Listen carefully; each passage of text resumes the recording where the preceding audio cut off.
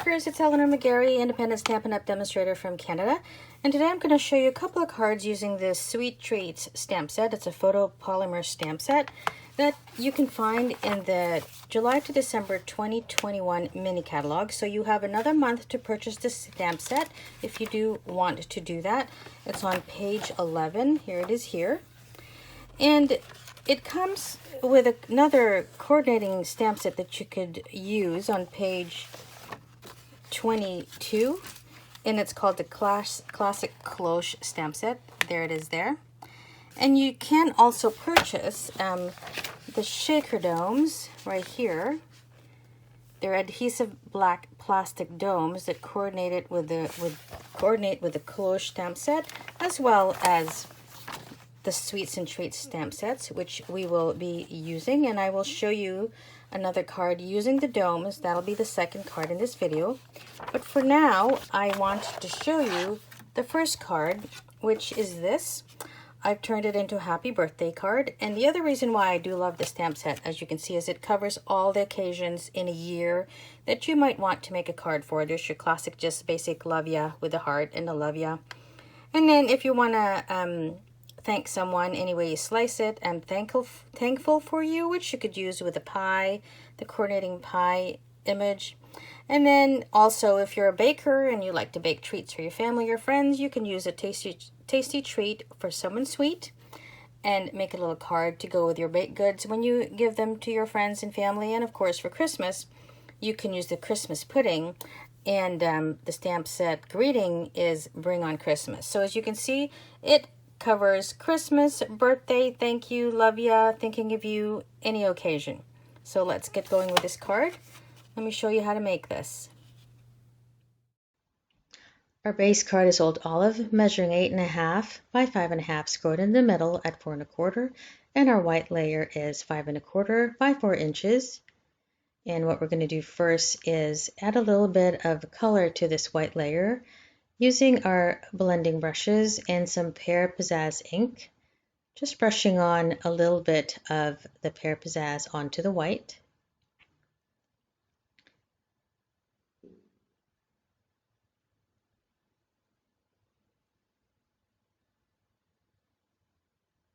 After you've added your Pear Pizzazz ink, the other thing I like to do is take the splatter stamp from the Forever Fern stamp set and just add some splatter marks all over your white layer, like so. And then I take the heart stamp from the stamp set, and then I stamp that twice using black Memento ink on my white layer. These will be colored in later on.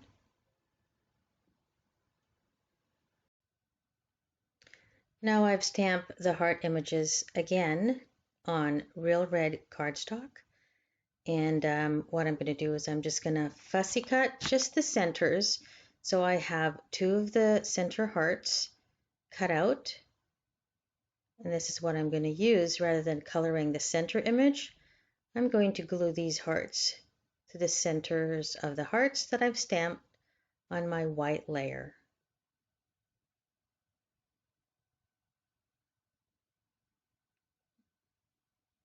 Now I'm just going to add some liquid glue to the heart centers, and then I'm going to glue the red hearts that I just cut out into the middle where they belong. And there's what it looks like. The ribbon that I've used is the Real Red ruffled ribbon that you can find on page 9 of the July to December 2021 mini catalog. I use it to add a border to my front. I just adhere it to the back with some Scotch tape, and then in the front I use the mini glue dots. That these ones that I'm using here are just left over from a paper pumpkin kit. They are, of course, the monthly kits that Stampin' Up! Offers. Each kit gives you so much adhesive that I always have some left over, but you can also order these glue dots from the catalog.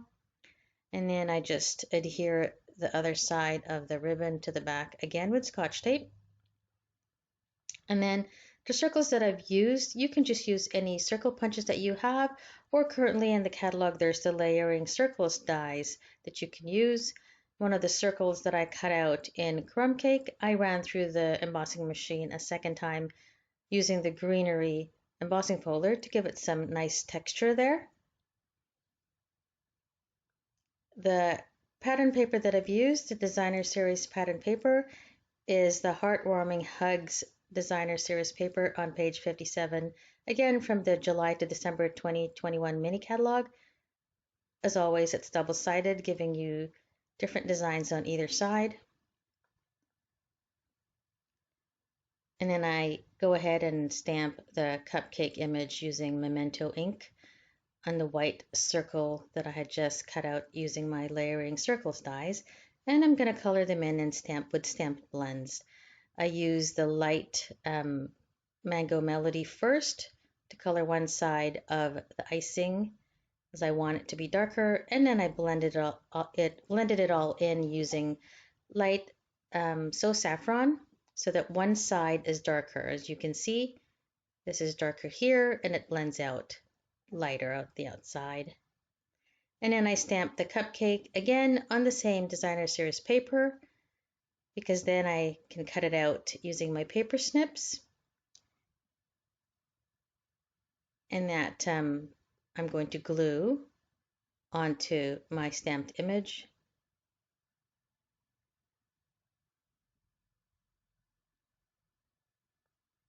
And there's my finished cupcake image.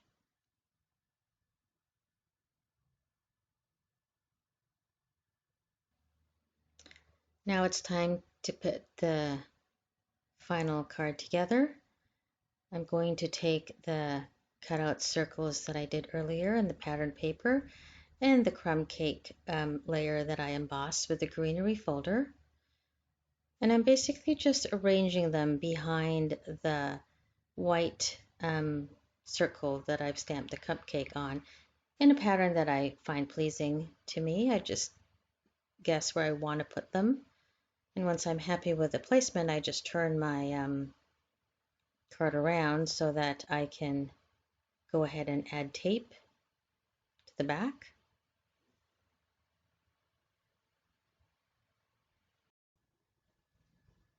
I add a bit more tape there to hold all the circles together. And then I'm going to add my stamped cupcake image on top of the 3 circles using Stampin' Dimensionals. That way it's popped up and adds some interest and dimension to my final card.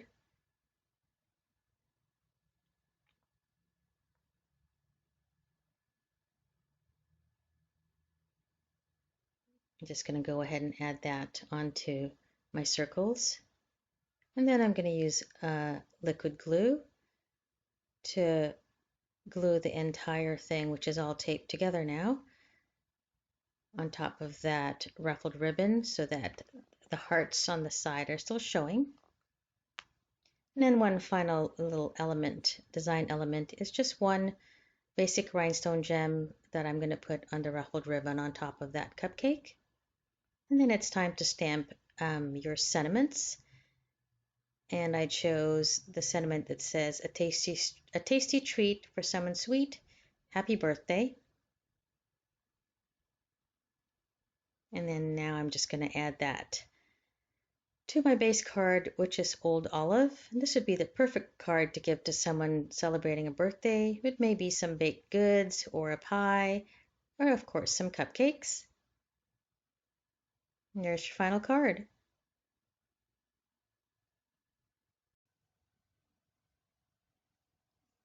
And this is the second card I'm going to show you how to make.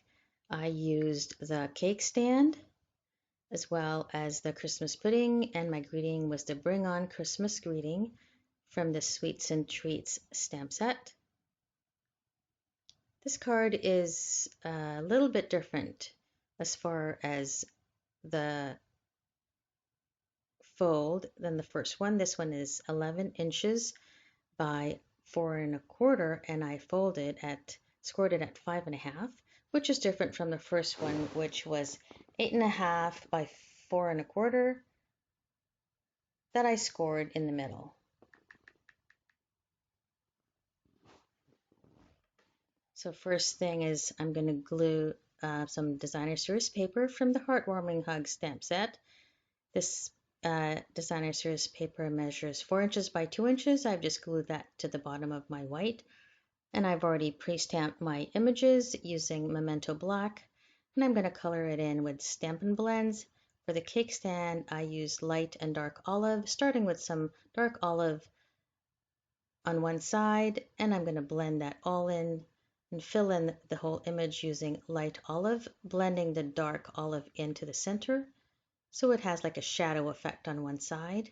One side's a little bit darker. And then for my Christmas pudding, I'm using light cherry cobbler for the berries. And I'm going to do the same for the leaves, where I have a little bit of dark old olive first. And then I'm going to go ahead and grab my light old olive and blend that all in, filling up all the leaves. And of course, I'm going to leave the icing white. The fruit on my pudding is light cherry cobbler and dark old olive. Just go ahead and color all those pieces of fruit in. And then the actual pudding part of the image, I use the light crumb cake Stampin' Blend to color in between all the pieces of fruit, and that's your pudding.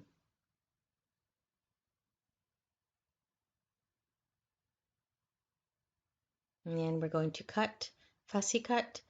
This cake stand is really one of the easier ones to fussy cut because there's a lot of just straight lines and a little bit of curves, but not too hard. Fussy cutting is really easy, and I'm going to show you in the slow motion part. Your right hand holding the scissors isn't really doing anything other than opening and closing the scissors for the cutting motion. It's your left hand that moves that cardstock around and guides the scissors so that it can cut where you want it to cut. You're just moving that cardstock with your left hand and cutting with your right hand. And that makes fussy cutting so much easier and more precise if you do it this way. And of course, your goal is to try and leave a little bit of a white border around your stamped image. And you're going to do the same with the Christmas pudding.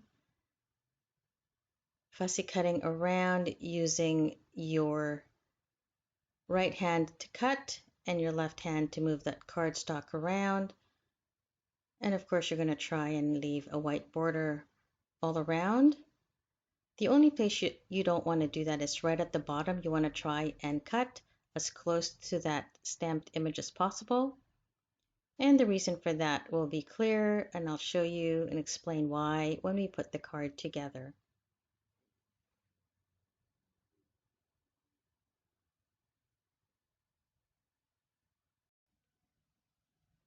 So now let's do the final putting together of our card, adding some glue to the back of our cake stand so we can adhere it onto on top of our pattern paper. And look, I'm adhering it upside down, so let's turn that around so that it's right side up.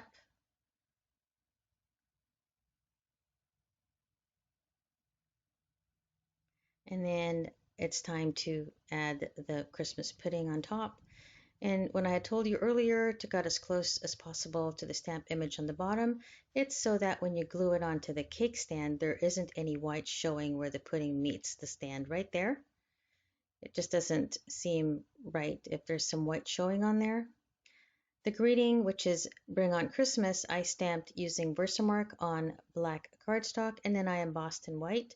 And then I glued it onto a slightly larger white layer, so you see a little bit of white peeking out on either side of the black. It just makes the greeting stand out a little bit more that way. It's more eye-catching. And then now, of course, we're going to glue all of it onto our real red card base using our liquid glue.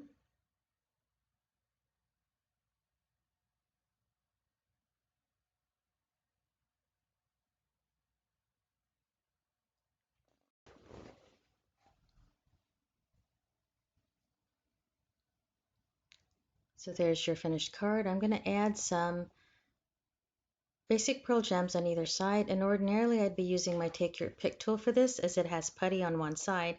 I can't find where it is, so I'm using a stylus that I have.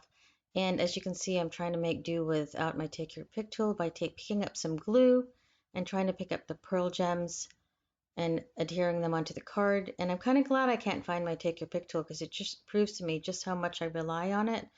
Without that putty end, it's just a little bit harder to add my basic pearls because I have to try and pick it up with some glue, and then I have to try and remove as much of the glue as I can with my fingers. So got to find that Take Your Pick tool, and if you don't own one, guys, you need to get one. So here are both your cards. I'm going to try and move the camera so you can see both of them. So one's a happy birthday card and the other one is a Christmas card.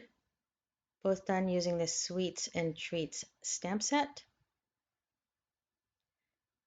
I hope you enjoyed this video. If you haven't yet subscribed to my channel, please do. The subscribe button is in the bottom right hand side of the screen. Thanks for watching. Happy stamping!